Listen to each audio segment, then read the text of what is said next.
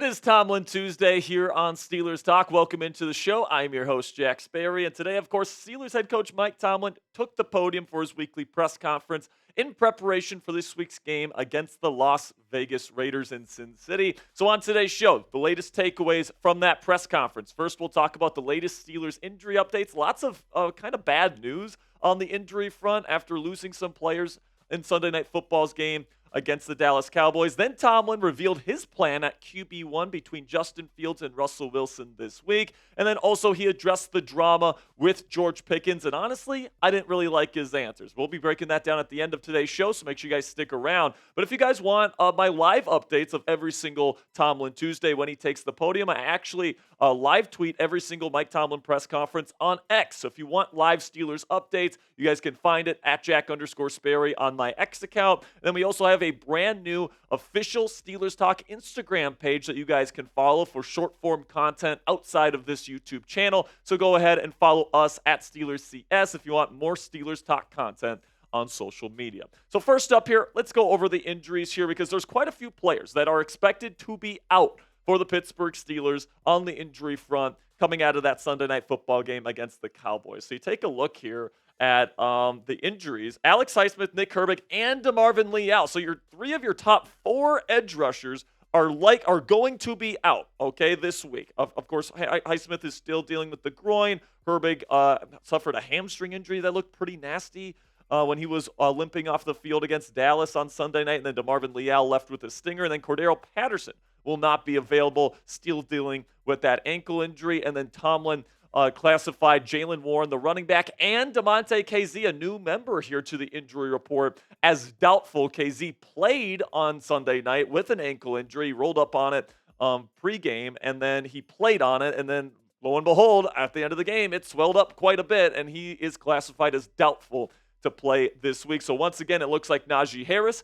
will be the lead back for the Pittsburgh Steelers. I'm hoping that they can get him going a bit more early on in the football game. I was really disappointed with his usage in that Sunday Night Football game against the Dallas Cowboys. But where they're really in trouble right now is at edge rusher. I just mentioned you're going to be missing Highsmith, you're going to be missing Herbig, and you're going to be missing DeMarvin Leal. So three of your top four edge rushers are going to be out on Sunday against the Raiders. So that means Jeremiah Moon, who just started practicing off of an injury last week, is currently slated to start opposite of TJ Watt. And then Tomlin also said that Isaiah Loudermilk, kind of a bigger, kind of five technique type of player, he's Larry Ogunjobi's backup there at the five technique spot, usually is expected to rotate in. Now, Loudermilk did block a field goal on special teams, but obviously that's a little bit different than playing edge rusher in this 3-4 scheme. So I expect Loudermilk to kind of take a little bit more of a DeMarvin Leal type role, early downs, run stuffer on the edge, that sort of deal.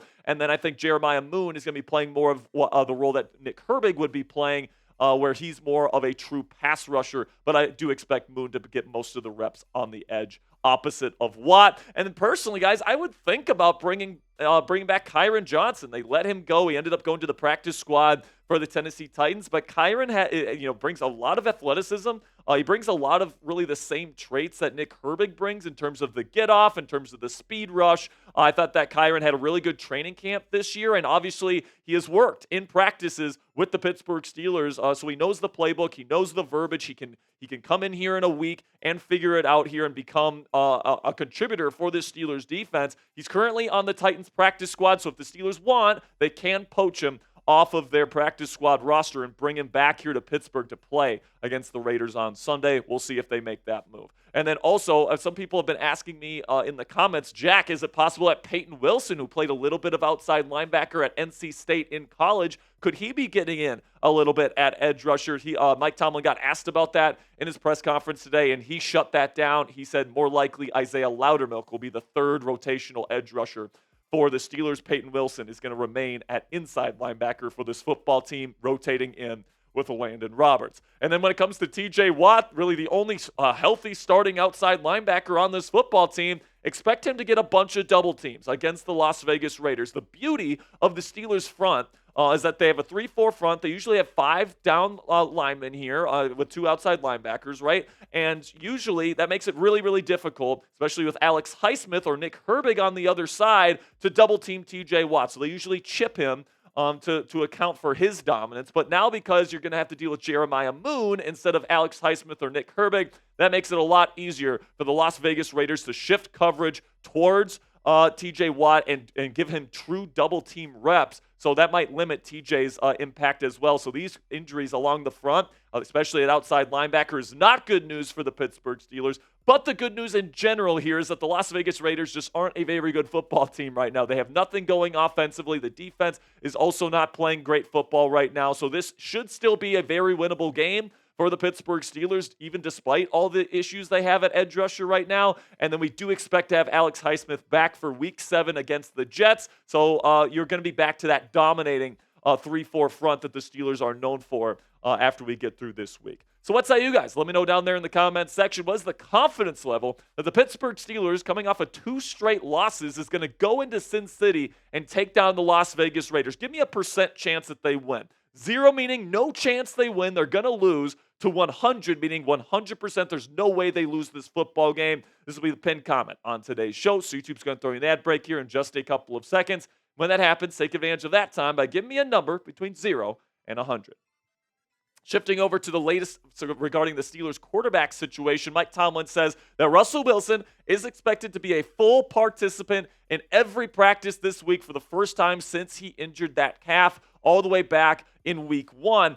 But he's going to get reps with the second team at least to start. And Tomlin kind of gave us some Tomlinism here about, we'll determine based on the quality of his play what to do at the quarterback position. But the plan right now and heading into the week is that Justin Fields will be getting first team reps in practice. And listen, man, like they only have limited practice reps, all right? And, if you're going to be putting Russell Wilson in as your starter, you probably want him to get some practice time in with the starters. Justin Fields, of course, has been the starter here and has been getting all the first team reps for a number of weeks at this point. We're over a quarter of the way through the season. It definitely seems to me like Justin Fields will be the starter for the Pittsburgh Steelers this Sunday, but I will say Russ is trending in the direction of being active and being the backup to Justin Fields. And, I think that that's probably the way it's going to go. And I've been saying it on the show this week, man. I think sticking with Fields is the right call. Now, I won't rehash the reasons why. If you want to see my reasons why I think Justin Fields should remain the starter for the Pittsburgh Steelers, at least for one more week, you guys can check out the video we put out yesterday. I'll put the link to that one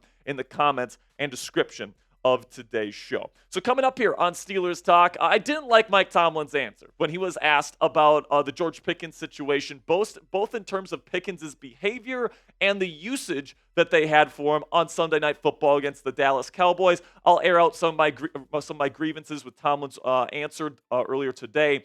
In just a second here, but let's have a word from our sponsor here at Game Time, which is the fastest and easiest way to buy tickets for the sports, music, comedy, and theater in your area. And folks, we all know that experiencing a sporting event, especially a football game, especially a Steelers football game at Acrisure Stadium, live is unlike anything you can get from watching the game on your couch. Game Time Picks filters out the fluff to show you only incredible deals on great seats so you don't waste time searching through thousands of tickets. And what I love about using the Game Time app, guys, is you get the lowest price guarantee on any ticket to any event. You also get all-in pricing, transparent up front, so you don't get slapped with a crazy fee at checkout. And you also get flash deals if you're someone like me, like to procrastinate to get your tickets. Game Time actually rewards you for that behavior by driving down their already guaranteed low prices even further the longer you wait to Game Time. So take the guesswork out of buying tickets with Game Time today.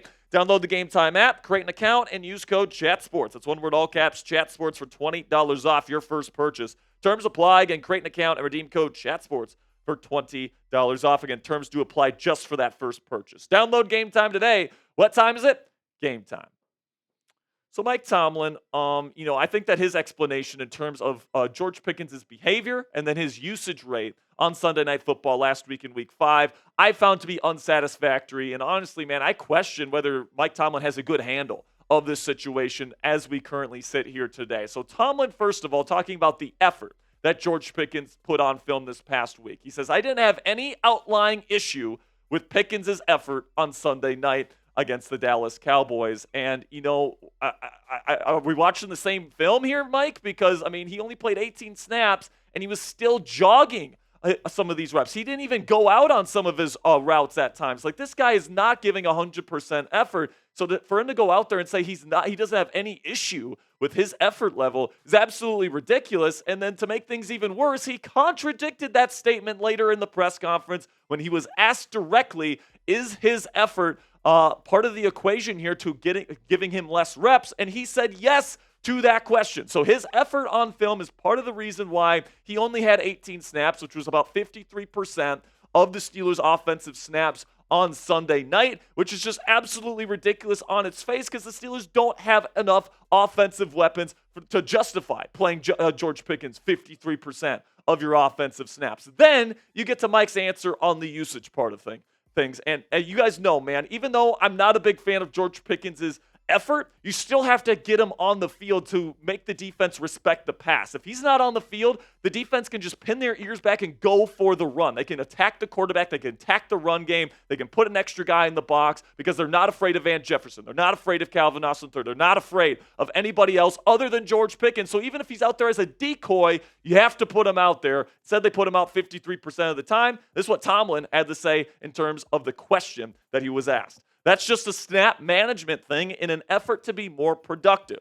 In today's game, regarding analytics, we do it across all of the positions, particularly when you look at the totality of a 17-game schedule. Now, listen, man, what really grinds my gears about this particular answer, he's speaking as if every team in the National Football League takes their number one receiver and only plays them 50% of their offensive snaps. Well, newsflash, Mike, nobody else does that in this league. All right, nobody. And in fact, you guys didn't do this before. George Pickens was playing well over 85% of the offensive snaps in the first 4 weeks of the season. Then all of a sudden, he's playing 53% of the snaps in this football game. It makes no freaking sense to say, oh, we rely on analytics and all this stuff. Well, why does no other team in the NFL do this then? Their number one receiver, their only receiving threat that is worth a damn on this football team right now, is only playing half of the snaps in a football game. It's absolutely ridiculous. And by the way, it was a 30% reduction from his snap count and his percentage of snaps from week 4 to week 5. So obviously it's something other than just, oh, we're using analytics to keep him fresh and for him to be more productive. No, there's something else at play here that Mike Tomlin isn't telling us, and he's not respecting us as Steelers fans because he's obviously lying right to our faces. Now, here's the deal. Okay, and you guys know I'm a fan of Mike Tomlin, all right? So I don't want to see anyone in the comments tell me that I'm a Tomlin hater because that's just not the case. But this answer is absolutely ridiculous. And listen, George Pickens is somebody that you don't want to put out there because he doesn't give high effort. If he doesn't deserve the reps, trade him away. Plain and simple. You can get 2 receivers on the trade deadline before the trade deadline this year and trade for 2 guys and unload his ass somewhere else. All right? That's something that you guys could do. But no, you guys are going to give him 53% of the snaps. That is unacceptable at this point in time when he is your only receiving threat that's on your offense. That's just not something that can happen. If you can't play him 80, 85, 90% of the offensive snaps because his effort's too low, you got to ship his ass somewhere else because that is not something that's going to fly if you're Mike Tomlin and the Pittsburgh Steelers. So what would you guys do? Let me know down there in the comments section. Would you trade George Pickens before the trade deadline if you were the Pittsburgh Steelers? Or would you continue to play him just 50% of the offensive snaps? Type T if you would trade him, or type T if you're going to keep him. I say if you keep him, frickin' play him. If you're not going to play him, send his ass elsewhere because, listen, man, 53% for a player that's on your roster, especially a player of that caliber, it's just unexcusable, in my opinion. All right, guys, I got a little bit hot there, but I appreciate you for sticking with me here. Make sure you guys click that subscribe button right now. I really do appreciate your guys' support. If you want more in-depth and free Steelers coverage every single day right here on YouTube, make sure you guys click that subscribe button right now. And until tomorrow, here we go, Steelers.